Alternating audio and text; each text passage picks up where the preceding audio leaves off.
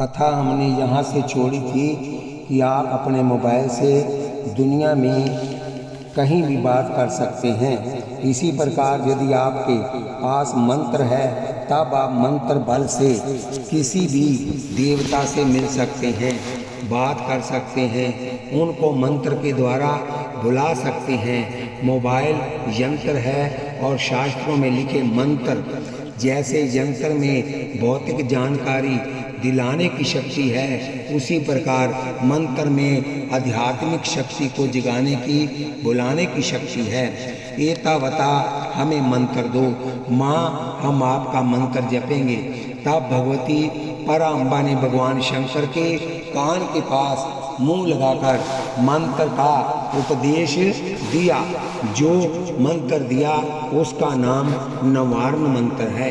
नवार्न का अर्थ होता है 9 अक्षरों वाला, उसमें 9 देवियां रहती हैं। ये मंत्र पूर्ण है, ये समस्त मंत्रों का राजा है। आगे बढ़ने पर किसी गुरु से षोडशी मिल जाए तो क्या कहना ही क्या है। नवार्न मंत्र का जिसने जप किया उसे बुद्धि मिलेगी, उसको लक्ष्मी मिलेगी और उसके शत्रुओं का संहार होगा। वह संसार में निर्भय होकर विचरण करेगा, उसकी अंश परंपरा नष्ट नहीं हो सकती। अनेक पीढ़ियों तक वह सुखी और शांत रहेगा। मंत्र लेकर ब्रह्मा, विष्णु और शंकर माँ को प्रणाम करके फिर उसी विमान में आरूढ़ हो गए हैं और अपना स्वरूप प्राप्त किया और फिर नीचे आ गए। उसके बाद सबसे पहले भगवान विष्णु ने अम्बा यज्ञ किया, बड़े बड़े ऋषियों और महर्षियों को बुलाया। तब भगवती पराम्बा ने प्रकट होकर आशीर्वाद दिया कि नारायण सबसे पहले तुमने यज्ञ किया है, इसलिए तुम्हारे अनेक अवतार होंगे और जगह जगह तुम्हारे मंदिर होंगे और जगह जगह तुम्हारी पूजा होगी और तुम्हारे ही गीत लोग गाया करेंगे। इसलिए भगवान विष्णु ने समय समय पर राम, कृष्ण, नरसिंह, वामन आदि अवतार धारण किए। ये माँ की आज्ञा थी। जिस प्रकार राष्ट्रपति कार्य नहीं करता वह तो सिर्फ आदेश देता है और नीचे वाले अधिकारी उसे कार्यान्वित करते हैं, उसी प्रकार भगवती पराम्बा मणिद्वीप में विराजमान होकर केवल आदेश देती है। उसका पालन ब्रह्मा, विष्णु, महेश, इंद्र, वरुण, कुबेर सभी देवता मिलकर किया करते हैं। भाग्यशाली हैं वे लोग जो पराम्बा भगवती के प्रति श्रद्धा और विश्वास रखते हैं। जो नवरात्रों में माँ का व्रत करते हैं, माँ की ज्योति जलाते हैं, माँ की खेतरी बीजते हैं, कुंवारी कन्याओं को भोजन कराते हैं, उन पर माँ की विशेष कृपा रहती है। किस दिन कौन सा भोग लगाना है, किस तिथि में कौन सा भोग लगाना है, किस महीने में कौन सा भोग लगाना है, सब सुनेंगे। आप सुनो और करो, फिर देखो आपका जीवन कैसा बनता है। कन्या पूजन की विधि क्या है, नवरात्रि व्रत की विधि क्या है, सारा विवरण आपको मिलेगा। या सभा वालों का विचार है कि वैसे तो घर घर में नवरात्रि व्रत होता है, पूजन होता है, लेकिन लोगों को विधि का पता नहीं। सबको एक बार विधि का पता चल जाएगा। विधि विधान से पूजा करने का बहुत लाभ है। नवरात्रों में अखंड ज्योति जलानी ही चाहिए। 12 महीने ही अखंड ज्योति जलती रहे, फिर कहना ही क्या है। जीवन अपना पवित्र रखो, खान पान अपना सुधार लो। महाभगवती महालक्ष्मी आप पर जरूर कृपा करेगी। कैसे कैसे दीन दुखी व्यक्ति माँ की सेवा करके महान बने, देवी भागवत के आधार पर हम आपको सुनाएंगे। ये आपने सुना कि पराम्बा भगवती महामाया के द्वारा ही संसार की रचना होती है। माया में सत्व, रज और तम 3 गुण हैं। जिसके हृदय में जो गुण होता है उसी का प्रभाव उसके जीवन पर दिखाई देता है। प्रकृति के तमोगुण अंश में से पंच महाभूतों का निर्माण रजोगुण से इंद्रियों का निर्माण करते हैं। जैसे मकान बनाने के लिए अनेक स्थानों से सामान लाकर उस इमारत को खड़ा किया जाता है, कहीं से सरिया, कहीं से सीमेंट, कहीं से पत्थर, रोड़ी, कहीं से रेत, रंग रोगन, लकड़ी आदि विभिन्न स्थानों से विभिन्न चीजें लाकर एक मकान बनता है। इसी प्रकार मनुष्य का शरीर भी एक मकान के समान है। उसमें 24 तत्वों का मिश्रण किया गया, तब ये शरीर बना। 10 इंद्रियां, 5 प्राण, 5 विषय और मन, बुद्धि, चित्त और अहंकार, इस प्रकार 24 तत्वों से शरीर का निर्माण होता है। 25वां चेतन तत्व शुद्ध परमात्मा का स्वरूप ही है, जिसे हम जीव कहते हैं, वह ईश्वर ही है। जिसे बर्फ कहते हैं वह पानी ही है, जिसे हम घड़ा कहते हैं वह मूल में मिट्टी ही है, और जिसे तरंग कहा जाता है वह मूल में जल ही है। इसी प्रकार जीवन भी मूल में ईश्वर ही है। इसी प्रकार जीव भी मूल में ईश्वर ही है, ईश्वर से ही उत्पन्न होता है, ईश्वर के सहारे जीता है और ईश्वर में ही लीन हो जाता है।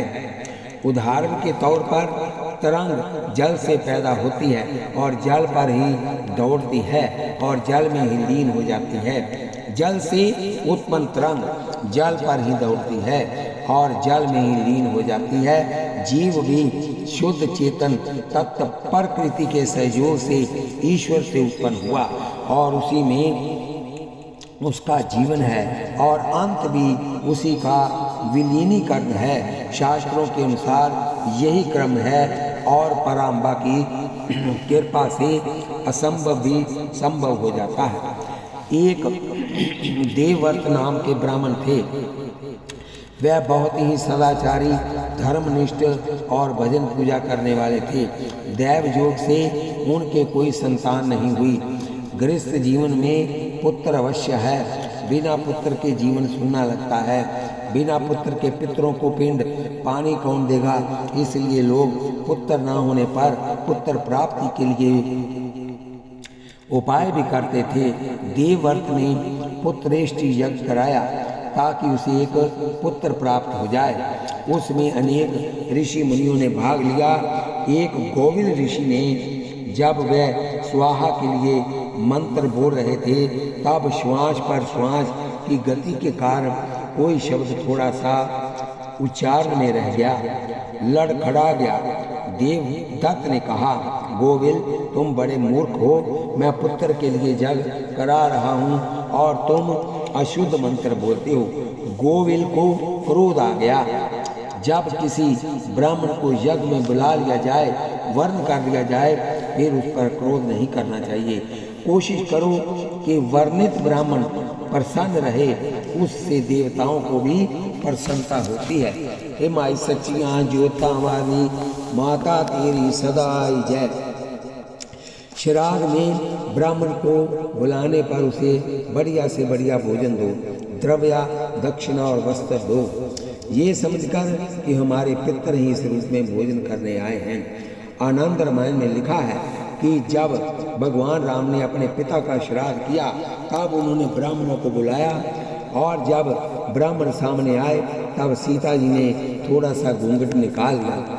आजकल ये संस्कार प्रायः लुप्त से हो गए हैं। पहले बहुत मर्यादा थी। भगवान राम ने कहा, प्रिय ब्राह्मणों के सामने क्या पर्दा होता है, अपने घूंघट किस लिए निकाल लिया? सीता जी बोली, नाथ आज मुझे ब्राह्मण नहीं दिख रहे। ब्राह्मणों के अंदर मुझे ससुर दशरथ जी की शक्ल नजर आ रही है। ससुर के सामने थोड़ा पर्दा होना चाहिए, इसलिए मैंने घूंघट निकाल लिया। आजकल लोग कहते हैं कि ये सब बेकार है, मरने वाला मर चुका है, पता नहीं कहाँ गया, उसके नाम से खिलाओ, क्या फायदा होने वाला है। इसका मतलब है कि राम जी अज्ञानी थे, कृष्ण जी अज्ञानी थे। विज्ञानी नित नई नई चीजें तुम्हारे सामने ला रहे हैं। यदि मनुष्य के बनाए यंत्रों में कोई चमत्कार है तब भगवान के बनाए मंत्रों में भी कोई चमत्कार होगा या नहीं। जब भगवान ने ऐसी विलक्षण दुनिया बना दी तब उसके मंत्र भी विलक्षण होंगे। कभी सोच कर देखो तो इतनी विशाल दुनिया के इतने चेहरे पर किसी का चेहरा एक दूसरे से नहीं मिलता, ना नर का ना नारी का। बनाने वाला कैसा बढ़िया कारीगर है। किसी फैक्ट्री में बनने वाली एक डाई से सारी चीज़ें एक जैसी ही बनती हैं, लेकिन माँ के एक ही गर्भाशय से पैदा होने वाले सारे बच्चे अलग अलग शक्ल सूरत और अलग अलग बुद्धि और भाग्य वाले होते हैं। माँ का गर्भाशय एक ही है, उसी में से लड़का पैदा होता है, उसी में से लड़की पैदा होती है। सबकी शक्ल, अकल, ऊंचाई, वजन सब अलग है। बनाने वाला कितना सुंदर कारीगर है। बोलिए वृंदावन बिहारी लाल की जय। जैसे ही देवदत्त ने यज्ञ में वर्ण किए हुए ब्राह्मण से कहा कि तुम बड़े मूर्ख हो, अशुद्ध मंत्र बोल रहे हो। ब्राह्मण ने कहा मैं अशुद्ध मंत्र नहीं बोल रहा, मैं अपनी समझ से शुद्ध मंत्र बोल रहा था, और श्वास की गति के कारण यदि कोई थोड़ी सी अशुद्धि हो गई तब उसमें मेरा दोष है। यज्ञ में मुझे वर्ण करके मुझे मूर्ख कहा। जाओ, मेरा श्राप है कि तुम्हारा जो बेटा होगा वह महामूर्ख होगा, पत्थर बुद्धि होगा। आप देवदत्त के पसीना निकल आया, चरणों में गिर गए, लगे रोने। महाराज ये आपने क्या कह दिया? उन्होंने कहा जो कहा सो कहा, अब आपका पुत्र महामूर्ख ही होगा। देवदत्त ने अपने अपराध के लिए क्षमा याचना की। संत हृदय कोमल होता है। व्यवहार में लोग कहते हैं कि संत का हृदय माखन जैसा होता है।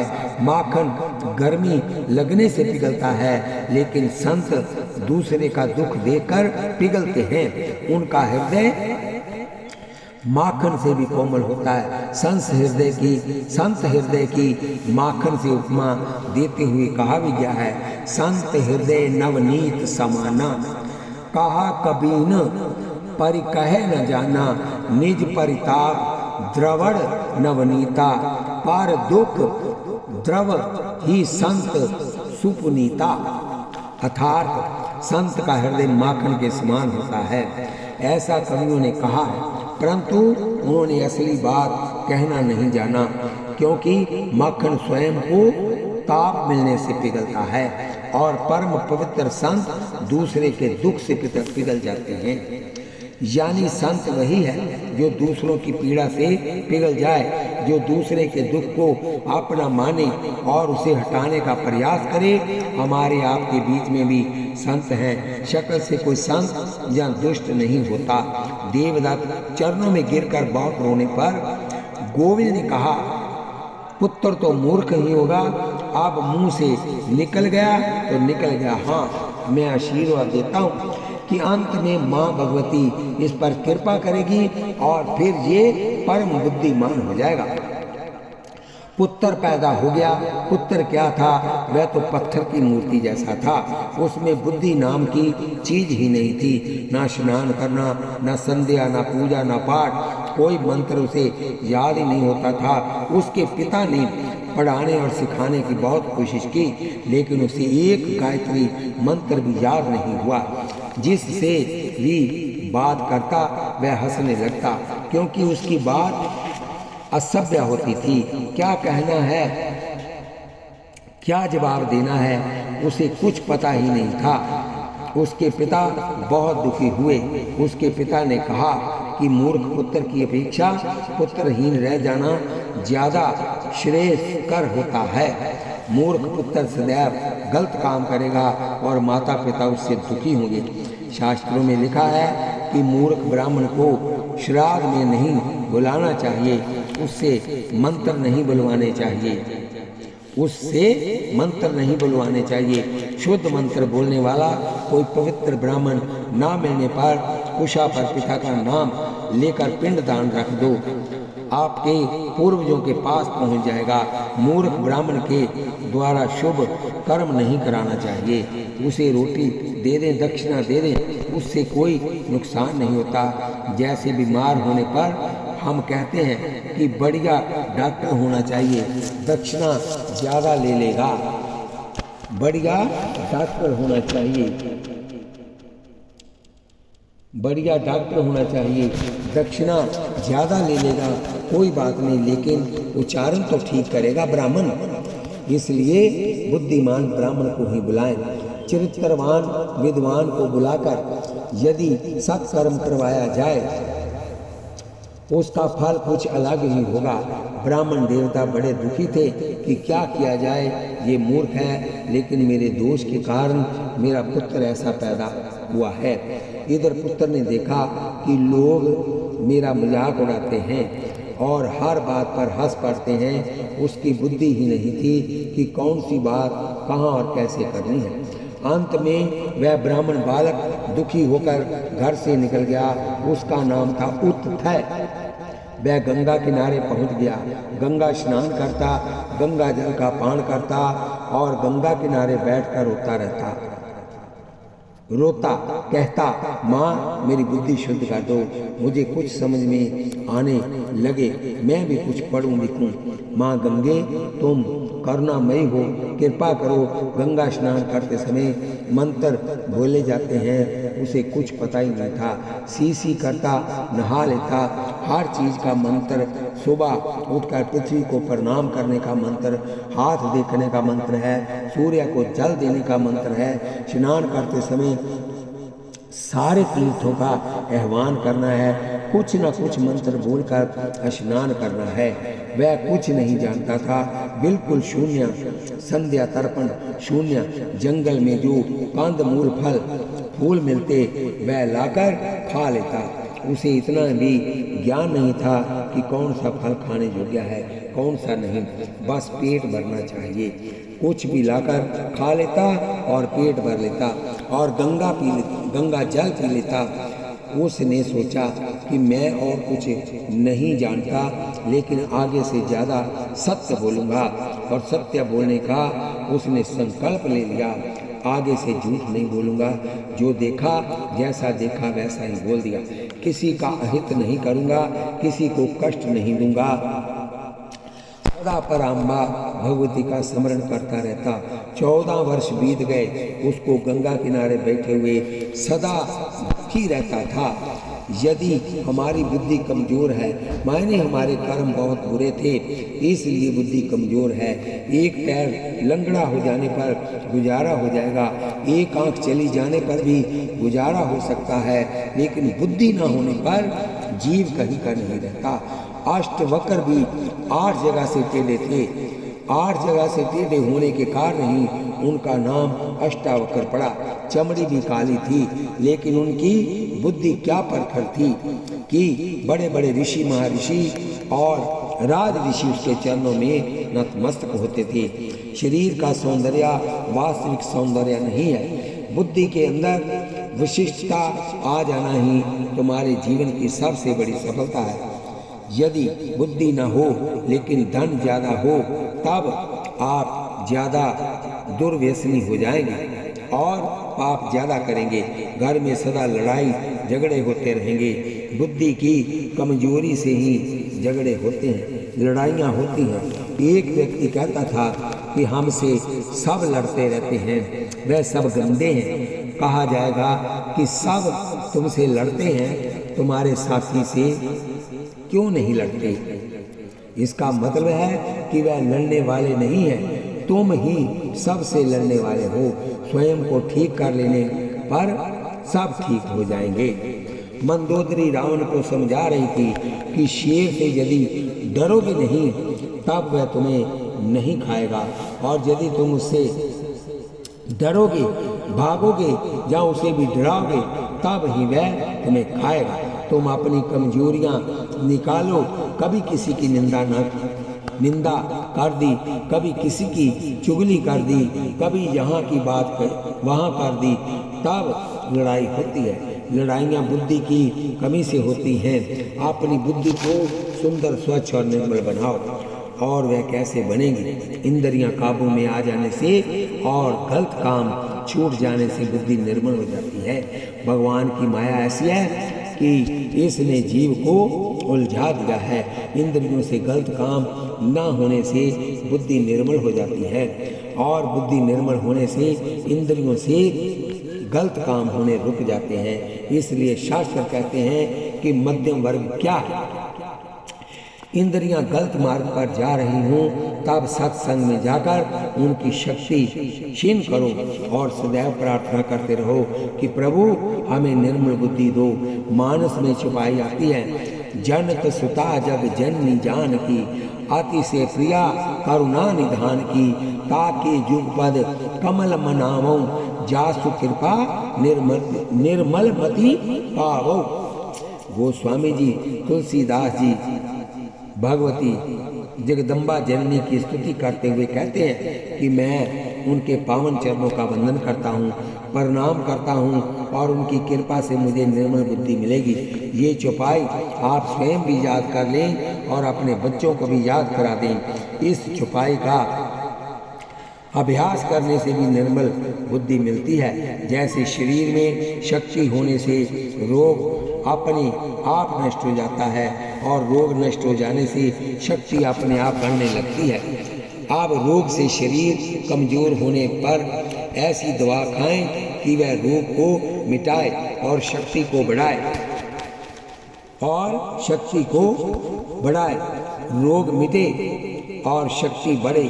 और जब शक्ति बढ़ जाएगी तब आपके अंदर कीटाणुओं से लड़ने की क्षमता आ जाएगी और कीटाणुओं का आप पर जल्दी प्रभाव नहीं पड़ेगा। शक्ति होने से आप बीमार नहीं होंगे, बीमारी हट जाने से शक्ति बढ़ेगी।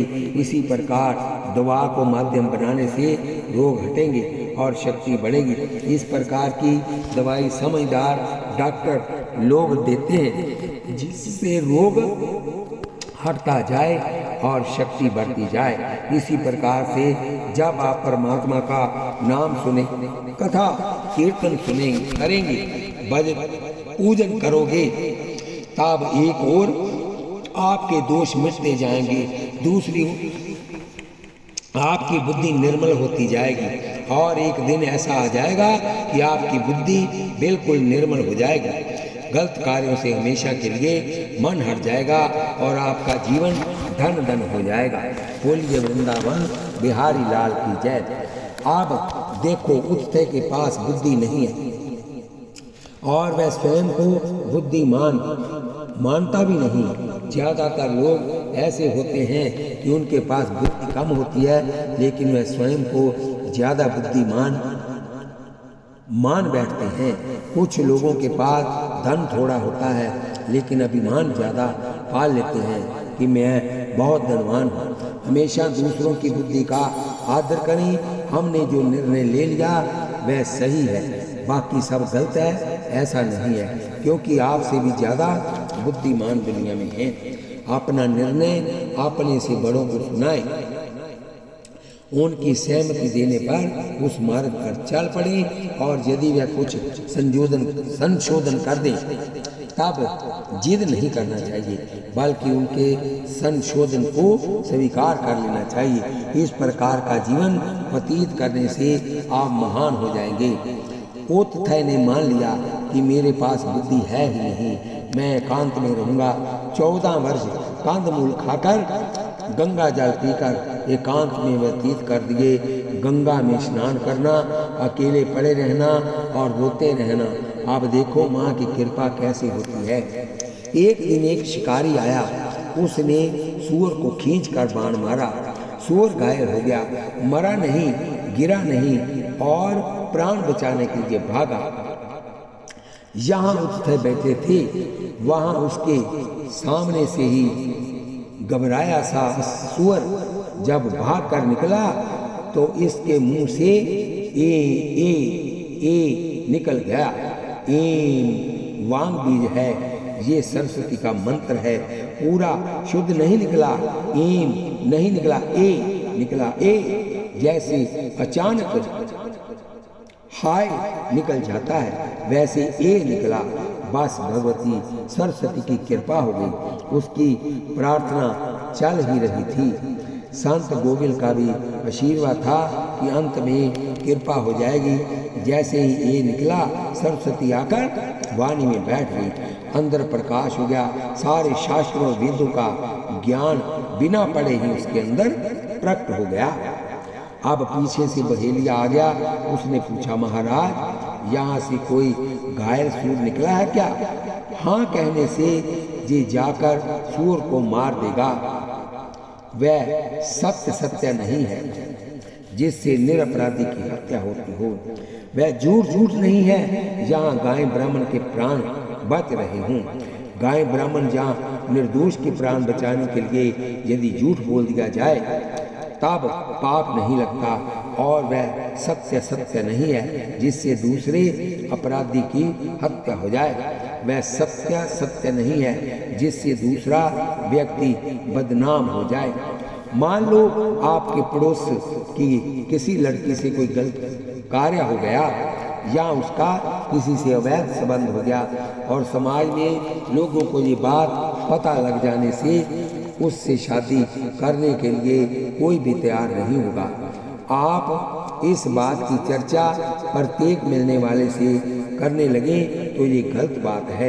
यद्यपि आप सत्य बोल रहे हैं लेकिन उससे उस लड़की का जीवन बर्बाद हो जाएगा।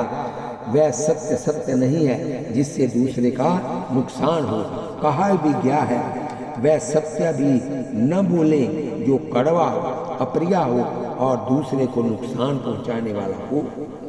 उत्थे सोच रहा था कि सूअर निरपराधी था और शिकारी ने अपने स्वार्थ के लिए बाण मारा। यदि कहता हूँ कि सूअर गया है तब शिकारी पकड़कर उसे मार देगा, और यदि कहता हूँ कि नहीं गया तब सत्य बोलने का संकल्प मिथ्या हो जाएगा। दोनों तरफ संकट आ गया।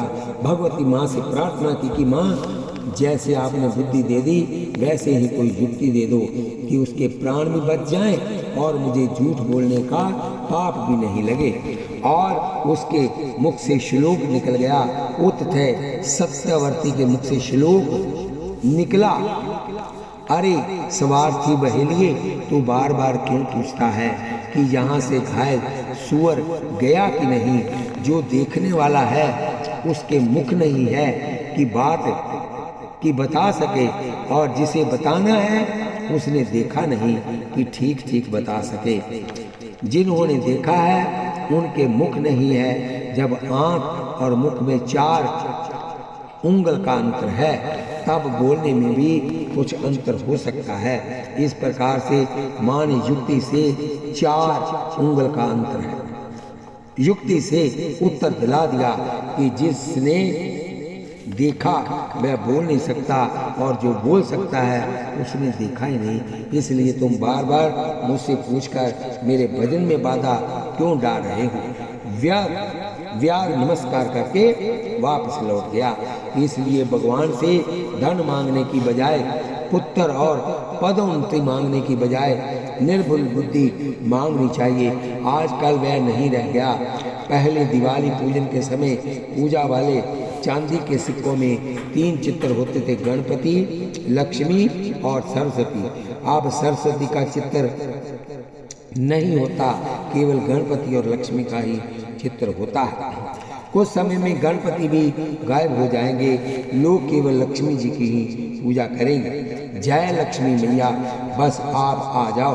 पहले कहते थे कि हे गणपति आप हमारे कार्य निर्विघ्न पूर्ण करना। हे सरस्वती माँ, यदि माँ लक्ष्मी घर में आए तब तुम साथ जरूर आना ताकि हमारी बुद्धि न लड़खड़ाए, हमारा पैसा गलत कार्य में न लगे, हमसे गलत कार्य न हो। और माँ लक्ष्मी आप कृपा रखना ताकि परिवार की व्यवस्था चलती रहे। आप सरस्वती की पूजा छोड़ दी। मायने हमें बुद्धि नहीं चाहिए, हमें सिर्फ लक्ष्मी चाहिए, सिर्फ रुपए चाहिए। ये गलत पक्ष है। सदैव सरस्वती की आराधना जरूर करो।